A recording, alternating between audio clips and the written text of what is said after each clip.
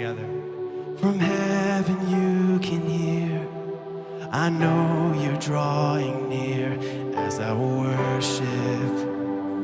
Yes, you are.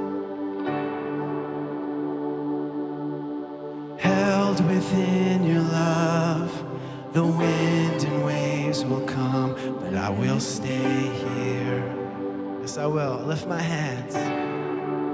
I lift my hands to heaven, hear my heart surrendered. I tell my soul again, you are Lord of all. And though the seas are raging, you will speak and tame them. In you I find my rest, you are in control.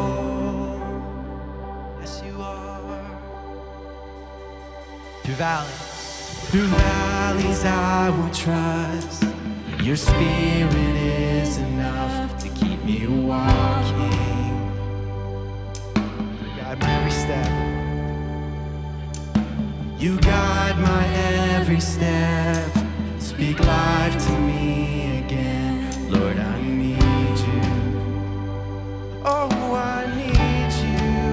I lift my hands to heaven, hear my heart surrendered. I tell my soul again, you are Lord of all. And though the seas are raging, you will speak and tame them. And you I find my rest, you are in control. Jesus, you're in control, Lord. You're in control, Lord. I will trust. I will trust in only you. No one can add to your perfection. You're the beginning and the end, more than I can comprehend. There is no one like you, no one. And I will trust in only you. No one can add to your perfection. You're the beginning and the end, more than I can comprehend. There is no one like you, no one. I will trust in only you. No one can add to your perfection. You're the beginning and the end, more than I can comprehend. There is no one like you, Jesus. I lift my hands to heaven, hear my heart surrendered. I tell my soul again, you are Lord of all. And though the seas are raging, you will speak and tame them. In you I find my rest, you are Lord of all. Lift my hands, I lift my hands to heaven, hear my heart surrendered. I tell my soul again, you are Lord of all. Though the seas are raging, you will speak and tame them. In you I find my rest, you are in control. In you I find my rest, you are in control. In you I find my rest, you are in control. In you I find my rest, you are in control. I lift my hands to heaven, hear my heart surrendered. I tell my soul again, you are Lord of all. And though the seas are raging, You will speak and tame them. You are find my rest. You are in control. Yes, you are. You're in control, Lord Jesus.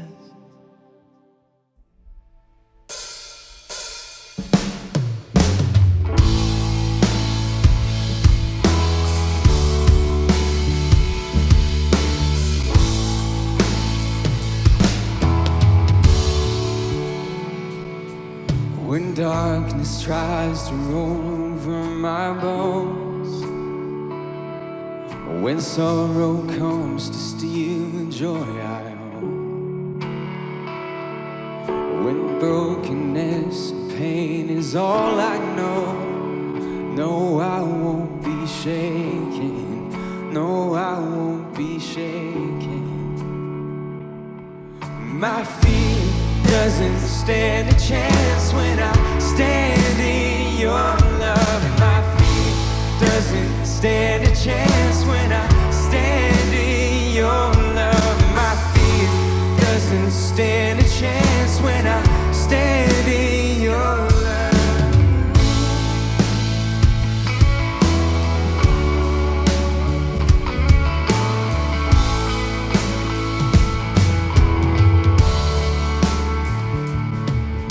Shame no longer has a place to hide. I'm not a captive to the lies. I'm not afraid to leave my past behind. Oh, I won't be shaken. Oh, I won't be shaken. My fear doesn't stand a chance when I stand in your love. My fear doesn't stand a chance when I stand in your love. My fear doesn't stand a chance when I stand in your love. There is power that can break off every chain.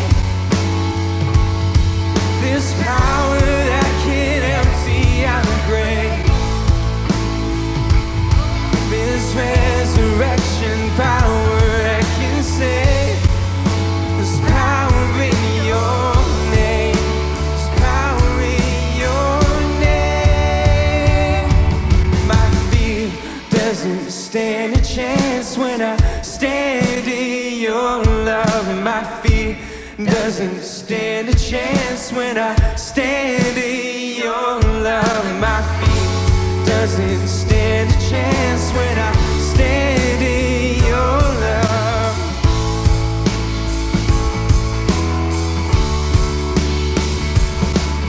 My fear doesn't stand a chance when I stand in your love. My fear doesn't stand a chance when I stand in your love. My fear doesn't stand a chance when I stand in your love.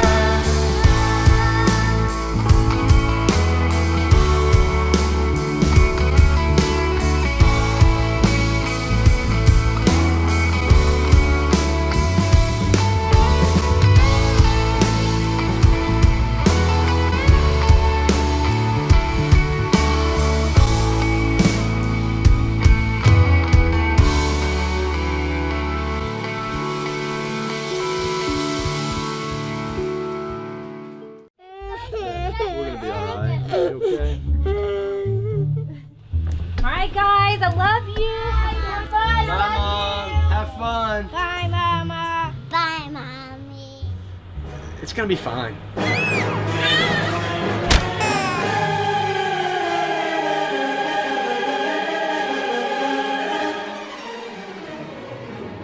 It's gonna be fine. It's fine. It's probably fine. It's gonna be fine. How'd it go? It was fine. In case I forgot earlier, or we have not met, my name's Clay, by the way, and I'm excited about finishing the series. I mentioned that it was the grand finale. I'll just call it the finale. I'll let you decide if it's grand or not. We'll just say this is the last installment of this series. I want to say hello to all of our churches that are joining with us. It's so cool that we get to be on this journey together to talk about some really important topics. I mentioned that I was going to share a story with you about something happened to me recently where a couple of gentlemen started crying in the middle of this conversation, and it threw me off, you know? I don't know if it's appropriate to jump up and get a man a tissue, but that's what I felt like I needed to do. We were on a retreat. It was a work retreat. We have a bunch of churches in this area, and so all the campus pastors, the people that are leading each church, got together for a retreat. And my boss was putting on the retreat. His name is Lane Jones. And then my boss's boss was there. His name is Andy Stanley. And so we're sitting there having a conversation at dinner. And it was kind of a free-for-all. Everybody's just talking. And so I've got young kids. My wife and I, we've got 5 kids under the age of 9. So we got a 9, 7, 5, 3, and a 1. Those are their ages, not their names. And I've been asking this question a lot recently. I've been saying, hey, what would you do differently if you could go back, particularly people that have older kids? Or what do I not know? What now that your kids are adults, what do you wish you knew? You know, that kind of thing. So I asked them that, and as soon as I asked this question, I looked at Lane first, and he got a tear in his eye, and the one tear turned into many tears after he answered. And he said, I know it's kind of cliche because everyone says it, you know, that just flies by, but I was so stressed and anxious and had so much pressure that I put on myself that I'm sad when I think about the fact that those kids are now adults, and I'll never get to see the 11-year-old version of my 29-year-old son and the 8-year-old version of my 24-year-old daughter and the 3-year-old version of my 22-year-old daughter. He said, in fact, the other day I thought about them as an 11-year-old, an 8-year-old, and a 3-year-old, and I just started crying thinking about that childhood it's gone. I'll never know them again in that way. And then Andy jumped in, and he goes, yeah, I heard a young dad the other day talking about how hectic Saturday was going to be and running around all over and the baseball game and then the birthday party and then the thing that we got to go do. And he said, what I would give to go back and relive one of those Saturdays again. And they're sitting there both just like drowning in tears. And I looked at them, I was like, mop it up, grow up. Good grief, this is ridiculous. No, I didn't say that because it was my boss and it was my boss's boss, you know? You have one of those, so I was like, oh yeah, tell me more. But it made me realize that what they were experiencing, what they were explaining, it was actually healthy. Because what they were talking about is they were talking about this word right here, the word loss. They were talking about that they had lost something. And to not mourn the loss of something, even if it's the passing of the childhood of their kids, to not mourn it would have been, it would have been irresponsible. It definitely wouldn't have been healthy. That what they were doing was a healthy thing, that they were experiencing the emotion that is attached to loss.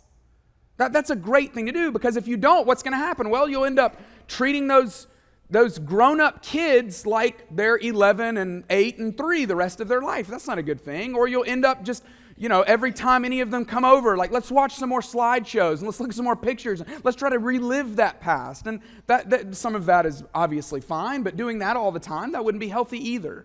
That usually when we say, oh, it's fine, the point of this series is that usually that is a sign for us to pay attention to something. And in as much time and as much energy as we give to physical hygiene, what if we spent that same experience and time and money and energy on emotional hygiene, particularly around the things that we have lost? Because a loss is often a sign of a broken dream. Usually, most of our emotion, it is near the cemetery of loss in our life. Oftentimes, a loss represents not just something or someone that we've lost, but maybe it's a broken dream or a job that didn't work out, or maybe it's just a sign for us that life is not working out like we thought it was going to. See, what I have noticed, what I have discovered is that whenever we have change, we have to pay attention to the fact that change always includes loss. In fact, loss in and of itself, it challenges us it gives us the opportunity to grieve, because change always includes loss, and loss always needs to be grieved. Now, when you think about grief, when you hear the word grief, when you think about the action of grieving something, usually it's we most closely associate it with someone who's passed away, someone in our life who has died. But grief isn't just relegated to the loss of someone, but grief is also associated, it also is a healthy habit for things that we've lost.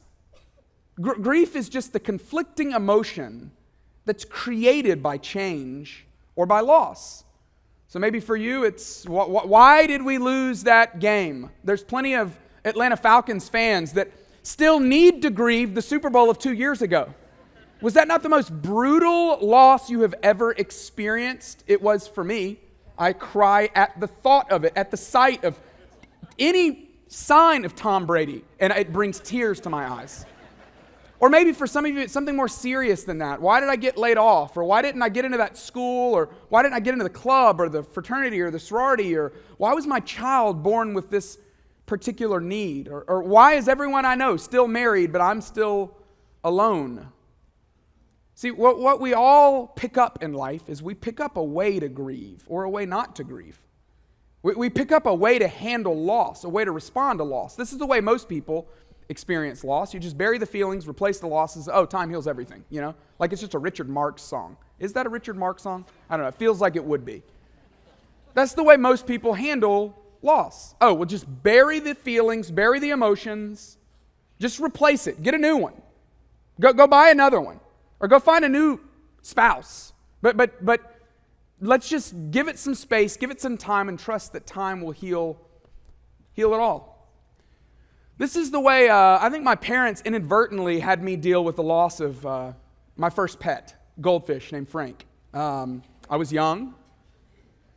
Frank started swimming upside down. And as you know, and as my parents told me, that is usually a sign that Frank needs to go into the greater ocean. Little did I know that the way down the toilet was the way out to the ocean. I hadn't seen Finding Nemo at the time, okay? It was like, for me, I was walking around like trying to find emo. You know, that was what I like, emo, like emotions. You know what I mean? That's what I was doing. But my parents just assured me. They said, no, we'll get a new one. There's other fish in the sea, they said. Really mixing metaphors there, right?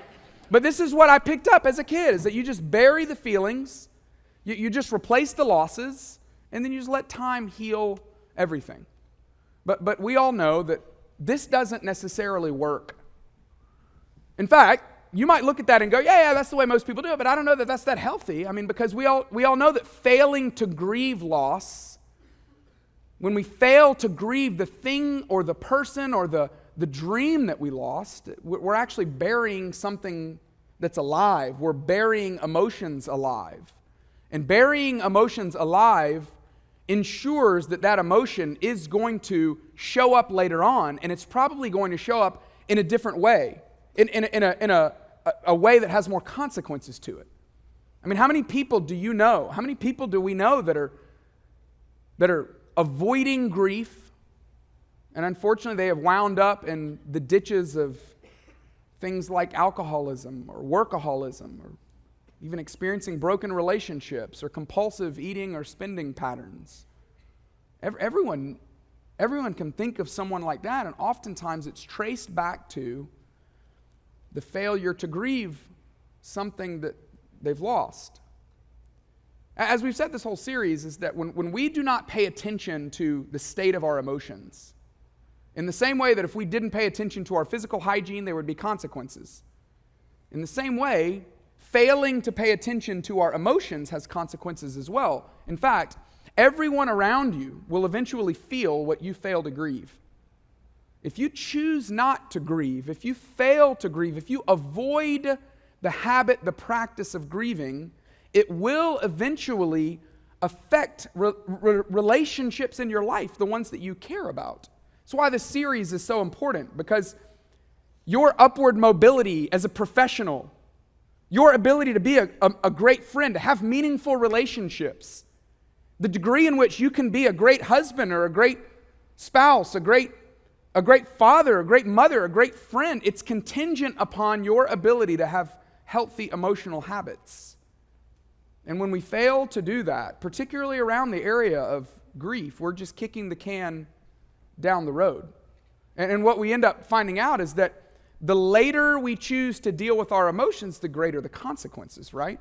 Do emotions in and of themselves have consequences? I don't know if they do. Emotions are messengers. They're part of us. They're meant to let us know what's happening, to alert us of something.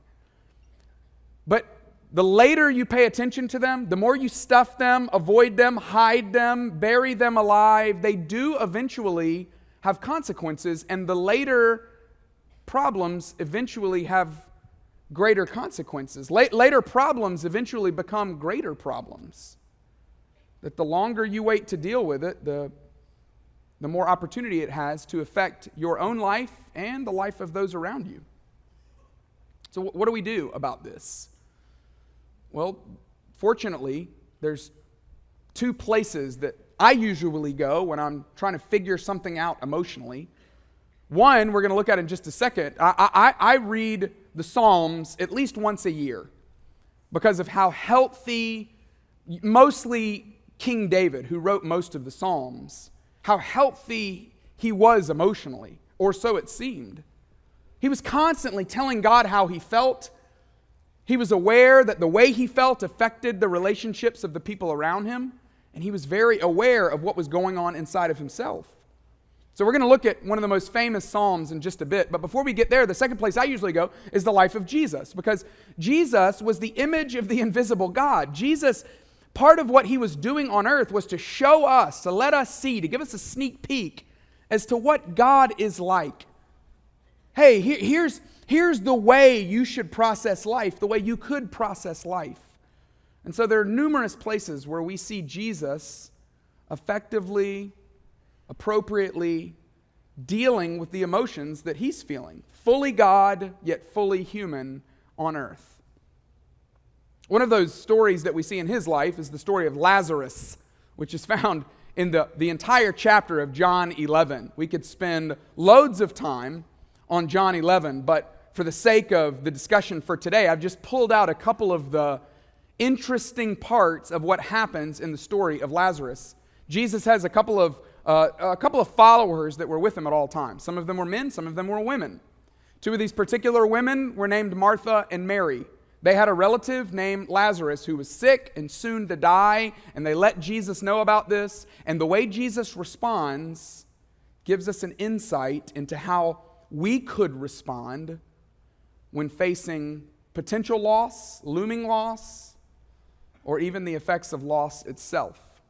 This is the way it goes. When Jesus saw her weeping, when Jesus saw that she was grieving the potential loss of Lazarus, and the Jews who had come along with her also weeping, he was deeply moved in spirit, and he was troubled. He was present. He was aware. This is amazing to me because if you know the story, what's about to go down is Jesus found out that Lazarus was sick. He delayed in going to help. They wanted him to come and help figure out how to help him get better. But he delayed. And in his delay, what happened to Lazarus? Anyone? Yeah, he died. He passed away. He was so dead that when they talk about this, it's one of my favorite King James translations of this verse. He was so dead. Jesus says, well, let me see him. They said, sir, you need to know that he stinketh, which is it's just a really interesting Old English translation of that word, right? That he was so dead that he smelled bad. And so they're mourning not only the sickness of him, but also the loss of him. And Jesus was present enough to be moved. He was present enough to be aware of what they were feeling and to be empathetic enough to feel it himself. So he asked the question. He says, well, where have they laid him? He asked. Well, come and see, Lord, they replied. And then these next two words give us so much insight. These next two words give us such a great picture of the way you and I were meant to handle loss. But if you don't know anything about Jesus, maybe all you've ever heard about are the miracles, the healings, the feeding of the 5,000, all the way to the cross, to the resurrection. But what you see here is this little picture of the human side of him, that he was affected by what he was feeling, that he was moved by what he was experiencing. John 11, verse 35 says, Jesus wept. Now, why did John capture this for us? Why did John feel like this is so important to know about the story? Because the headline of the story is, friend dies, Jesus heals, mind's blown. That should have been the story, right? But he includes this little detail to let us know that, hey, if you're going through something difficult, if you're going through something where you have lost something or someone, it's appropriate to weep. This wasn't a sign of weakness. No, this was a sign of a strength of empathy. I'm paying attention to what you feel. I want to let you know that I know what it's like to be human. So John lets us know. So before any of the fireworks happened, Jesus, he wept. And in doing so, he models for us what it looks like to mourn or to grieve. I began this by asking you what kind of crier you are, because all of us do this differently. All of us handle this differently. In fact, if I were to try to prescribe a way to grieve, it would be silly, because the way you grieve is not the way someone else grieves. And so this isn't an encouragement to make sure you weep from time to time. No, that might not be you. Some of you would go, well, that's good because I weep daily, which that's okay too. The good news is there's no right way. We all grieve differently. We all mourn differently. But I think what John included this for, I think why he included this is to let us know, hey, it must be a part of your hygiene. This practice of grieving what you lost must be a part of the way you stay healthy. I mentioned the Psalms and King David. We're going to look at one of the most profound Psalms, one of the most popular Psalms. This Psalm is read at funerals, but it's also read at weddings because it's filled with a lot of hope. But we're going to look at just the one verse right in the middle of Psalm 23. Psalm 23 begins with this beautiful idea that God is our shepherd. David's writing this prayer to God. God, you are my shepherd, and you lead me into green fields, and you lead me beside waters that quench my thirst, and you refresh, you restore my soul. And then right in the middle, he talks about these moments in life that demand grieving. He says this in verse 4, even though I walk through the darkest valley, even though I walk through the darkest valley. This reminds me of, do you remember the little book that you may have read to your kids or your grandkids, your nieces or your nephews, the book about the bear hunt, We're going on a bear hunt. We're going to catch a big one. And the whole idea of this book is that as we're traversing through the pathway, what's that line? It goes, you can't go around it. You can't go under it. You can't go over it. Where do you have to go? You got to go through it. See, this word is so important that there is a dark valley. That's not news to anyone. We all know that life is filled with dark valleys. Some of you may be in a dark valley right now. Some of you may have just come through a dark valley. But the worst thing that you could do as you're processing the dark valley is to avoid the valley, because you can't go around the valley. You can't go over the valley. You can't go under the valley. No, David reminds us, even though I walk through the valley, you have to walk through the valley. But then he says, well, let me tell you some great things though. That's the bad news. But let me also give you the good news. The bad news is you got to go through it. The good news is he says, I will fear no evil. He says, even though I walk through it, it doesn't mean that I'm going to be paralyzed by fear.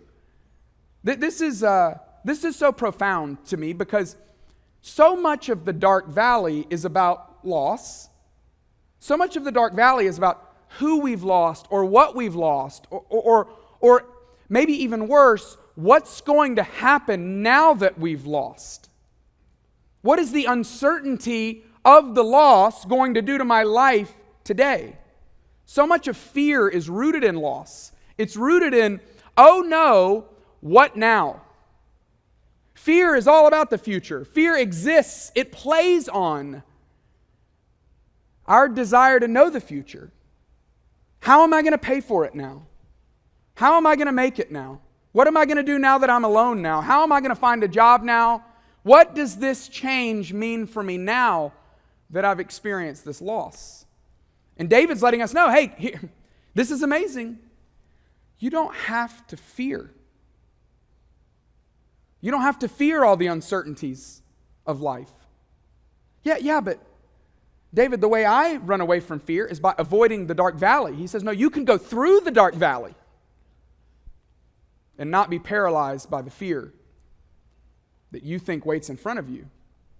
He says, even though I walk through the darkest valley, I will fear no evil. Why? Because I can trust that you're with me. I can trust that you stand beside me. I can trust that you hold my hand through it. Some of you are avoiding the loss of something that is emotional because you're not sure if you can face it. You're not sure what it would look like if you did face it. What if you knew? What if you knew that your Father in heaven was with you? What would it look like for you to walk through the valley, not alone, but with Him by your side? All the things that you can't control, what if you knew that He was the one who controls them? He was the one that holds all the power. He is the one who really does hold the future. And what if you knew that He was holding your hand as you were walking through the dark valley? That's what got David through. And then this conclusion to this stanza, it goes like this. He says, even though I walk through the darkest valley, I will fear no evil, for you're with me. Your rod and your staff, they comfort me. Any of you raise any sheep? No? We don't have a lot of those around here. I don't know a lot about raising sheep, okay? So for me to sit here and pretend like I do is silly. I don't. But when I think about the rod and the staff in relation to the sheep, I wouldn't imagine they have a good relationship. You know what I mean? Like I wouldn't think that the rod, it's not exactly like He said, your comb and your brush, they groom me. You know? I don't think the rod and the staff are there for the comfort of the sheep. I mean, what's the purpose of the rod and the staff? I don't know. What do you think it is? You probably know as much about sheep as I do. I am not a sheep expert, a sheep spurt, if you will. I would imagine the rod is there to poke, to prod, to go, okay, come on, let's go. If we don't go, we're going to be in danger. If we don't move, we're not going to get anything to eat. What's the staff for? I mean, the staff usually has that hook on the end of it, you know? I would imagine it's for grabbing a sheep and going, no, this way. And I wouldn't imagine in the moment it feels good. But it's interesting to me that He says, your rod and your staff, they bring comfort to me. Why is the sheep comforted by the rod and the staff? Not because it doesn't hurt. He doesn't say if you go through the darkest valley, it will be lovely. I mean, the amount of things that we have in our life now to give us comfort is absurd. What is our thread count at these days on our sheets? It's unbelievable. I mean, they're going to be like, eventually they're going to be like, no, this was it. We didn't even have any thread in this. It was just one piece of fabric. I don't even know how you would create that, but millions of thread counts. All for comfort. But He goes, no. It's not going to always be comfortable, but you can trust that the rod and the staff will get you to where you want to go. You can trust the rod and the staff. And they will bring the comfort that comes with being able to trust the shepherd. He says that's why you can walk through the darkest valley. So how do you know? How do you know, as you look back over your life, how do you know if there is something in your life, some loss in your life that you have not grieved? I asked a friend of mine that, one of the pastors that works here. Her name is Debbie Causey. She is just a sharp person. She's a licensed counselor. She runs all of our care initiatives. We call it our care network. I said, Debbie, well, what would you say to that? If somebody were to ask, well, where do I look? Where do I pay attention to? How would I know? Here's what she said. She said, this is a sign that an emotion has been buried. This is a sign that you've buried something alive and you have not grieved it fully. When you give a dollar response to a 50-cent incident. I loved this. I have not stopped thinking about this. I've thought about it numerous times since she told me this. That basically, what is a dollar response to a 50-cent incident? It's basically when there's a disproportionate amount between the weight of the incident or the height or how significant the incident was and how large the response was. Maybe in your case, it's something about life triggered this huge response. And it wasn't even that big of a deal. But all of a sudden now, everyone around you is going, whoa, what was that? You know what I mean? And she said, and be careful when you're telling people this. And I got my pen out. I said, go ahead. What? Be careful what? She said, make sure that people know you got to be careful when pointing this out in other people. Particularly your spouse, right? When your spouse blows up over something small, that's not the time to go, looks like there's something in your life that needs to be grieved. You know what I mean? No, we as humans, we like self-identifying.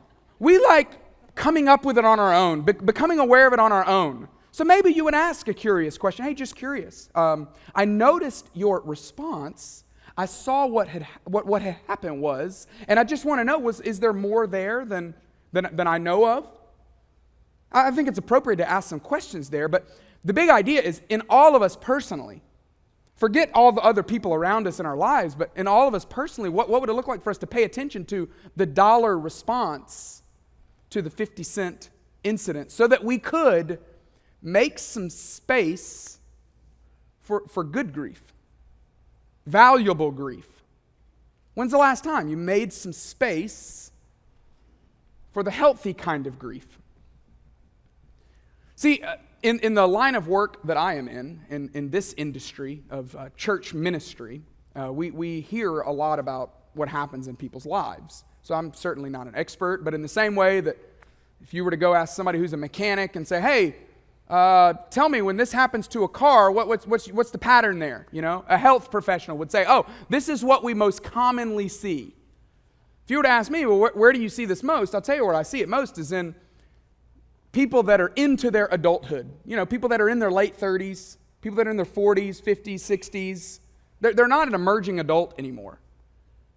And they start to look back over their life. They wake up one day realizing that this is not where I plan to be. I'm not getting out of life what I thought I was going to get. My dreams are not coming true. And so they make a decision, maybe not consciously, but their decisions lead themselves to the point where they go, I'm going to get the life that I wanted no matter the cost, because the one I currently have is not really working out. And oddly, they usually end up financing a boat. That's just an interesting aside. I'm kidding. For those of you that are in boat sales, you're probably like, listen, we don't need any shade, okay, on the boat business.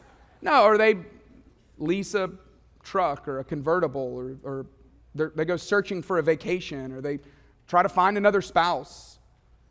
But they decide, hey, maybe even unconsciously, I'm going to trade in whatever it is that doesn't seem like it's working to go find something new. And it creates relational strain in their life. And then one day they wake up and they go, well, how did I get here? Now all of a sudden my marriage is kind of a mess.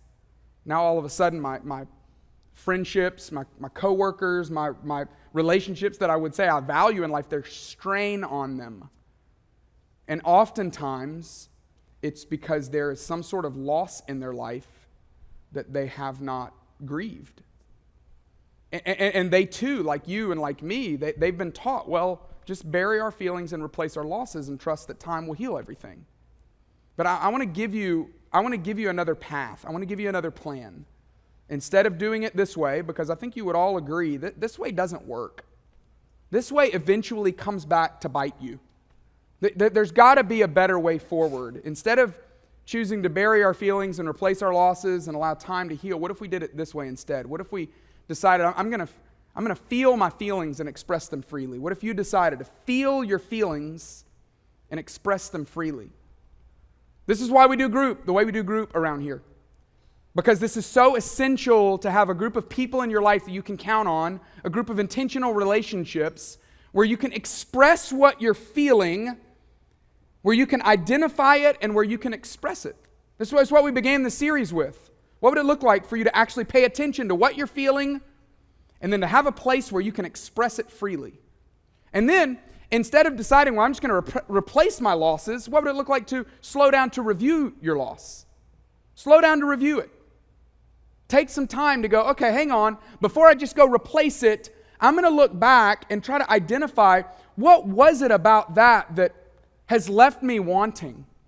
What was it about that I actually feel frustrated about, or sad about, or jealous about, or bitter about? What would it look like for you to have a place, have a group of people to actually review it? Until you identify it, it will own you. Until you can say, this is what I actually lost. And newsflash, we all know this, but it probably wasn't the job.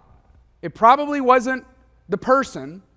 No, it was probably something deeper than that. Maybe it was the relationship, the meaningful feeling that you got from the relationship, or maybe it was the embarrassment of losing the job. Maybe it was the disappointment that the future now has changed. But it's so important to identify, what was it that you lost? Can you say it? Can you articulate it? Have you told it? Have you mentioned it to anyone? And then finally, what would it look like to, instead of allowing time to heal everything, what would it look like to invite God to heal the wounds of your loss? What would it look like to invite Him in to say, hey, God, you know me, you designed me, you created me, and supposedly you got the whole world in your hands. Somehow you maintain control. At any point, we could just fly off into the orbit that we're currently in, but somehow we stay in the orbit that we're in, and somehow the world keeps spinning, and somehow this body keeps breathing. And what would it look like for you to say, God, would you come in and heal this loss? Would you come in and heal the wound that's in here? And it's amazing. You know people, I know people, we all know people that this is their story.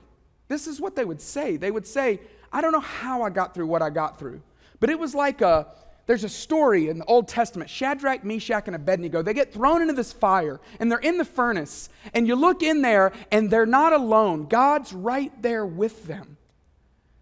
And there's some of you, that's your story. You would go, I don't know how I sustained it. I don't know how I kept it together, other than the fact that He was with me. And He protected me, and He kept me, and He sustained me.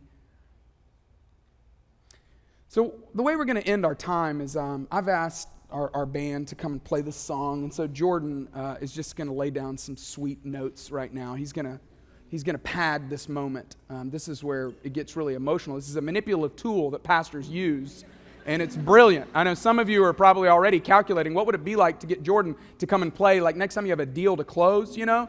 He just starts playing sweet notes in the background, changes everything. It's amazing. But dead serious, what I want to do is I want to just give you some space to try to identify, what is it? What is it in me that I have lost? What is it in me that I have not grieved? What have you lost that you failed to grieve? I'm just telling you, the healthiest emotional habits lead to the healthiest personal relationships. And until you begin to install some of these healthy practices in your life, then you're eventually and essentially undermining the relationships that you love. And I've just found in my own life that God, it's not that He can't, but it seems like He chooses not to heal what I don't admit to feel. And until I admit that this is what I feel, it's as if he waits for me to admit it until he enters into the picture. So I would just love to carve out a little space. I would just ask, we're going to play a song, and I know a lot of you get real worked up by the traffic, or maybe, I don't know, or maybe you're just excited about the Falcons game. I'm not sure, but I would love it if you would just wait and allow some people some space, not distract anyone around you. Some of you, you're going to feel like you need to leave maybe because this is too much to process in an environment like this. But I would just ask you to give it a little space, give it a little time. And then in just a few minutes, we're going to get out of here and all of life's going to be fine. It is fine in this case. But I would love to just encourage you. Would you process the words of this song? Song ends with this little refrain that just says, God, you're the one who's still in control. I'm not in control. It's you who's ultimately in control. So what would it look like for you to invite him in? Say, God, this is what I feel like I lost. This is where I feel like I need to grieve. And would you come and heal the wound of the loss? I'm just telling you, he's a loving Heavenly Father, and he cares for you. He loves you, and that's an invitation that he seems to say yes to every time. So, Father, I just ask you, even now, for the people that feel like they have maybe a guard up or a wall up, that maybe this would just, in the slightest way, that maybe it would just, they'd be willing to just take a peek over what they've built. And just see, what would it be like on the other side? And as they do that, God, I pray that they would feel you wooing them in. Not to hurt them, but to comfort them, to be with them. You are by our side. Sometimes you don't just hold our hands, sometimes you hold us. As we walk through these times in our life, areas of our life where we feel like it hurts the most. So we just ask you, we just invite you, would you allow us to experience your love and your kindness? Thank you for walking with us. We pray all this in Jesus' name. Amen.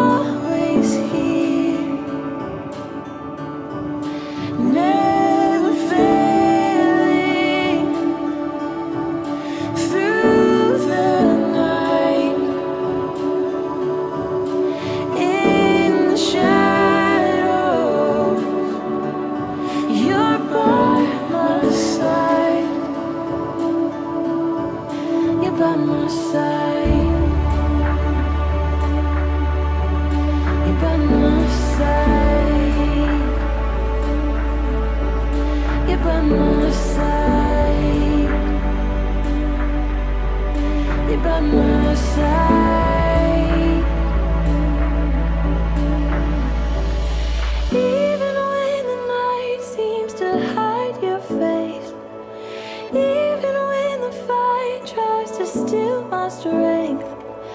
Even when trouble seems to call my name, I will be fine. I will be fine. You're by my side. Even when the night seems to hide your face, even when the fire tries to steal my strength, even when trouble seems to call my name, I will be fine. I will be fine. You're by my side. You're by my side. You're by my side. You're by my side. It's time for letting go. I'm not in control. Jesus, you are. Jesus, you are. It's time for letting go. I'm not in control. Jesus, you are. Jesus, you are. It's time for